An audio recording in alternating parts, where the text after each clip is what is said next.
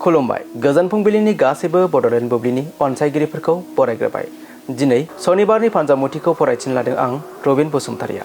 फान्जामुथिनि गिबियाव दं मेष राशि। मोजां हाबानि थाखाय आगान सुरनो गोसो जागोन, समाजाव मान मोनगोन। वृष राशि। गाज्रि हाबानि सायाव गोसो होनो हागौ, नोंथांनि थाखोआ गाहाय फारसे फैनो हागौ। मिथुन राशि। नखरनि सोद्रोमाजों मोजां सम बारहोनो हागोन, साना रंजा बाजायै थांगोन। कर्कट राशि। गोजाम लोगोखौ हरखाबै लोगो मोननो हागौ, गोसोखौ मोजां मोनगोन। सिंह राशि।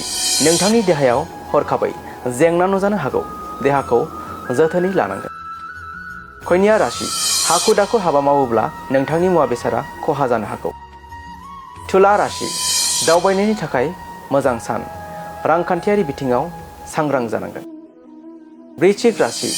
गुबुननि मोजां मावनायनि थाखाय बाख्नाय जागोन, गुबुननि बोर मोनगोन। धनु राशि।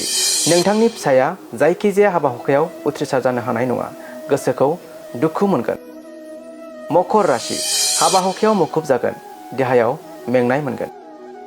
कुम्भ राशि। देहायारि सावस्रिया मोजां जागोन, खामानि मावनो बोलो मोनगोन। आरो मीन राशि। देहायाव बेराम आजार नुजानो हागौ, जानाय लोंनायाव सांग्राङै थानांगोन। दिनै सानसेनि राशि फरायथिनायाबो एसेनोसै। आसा खालामो नोंथांनि दिनैनि साना मोजाङै मोजां थांगोन, बेखौ बड'लेण्ड बुब्लि नखरनिफ्राय मिजिंथिबाय। गोजोन्थों।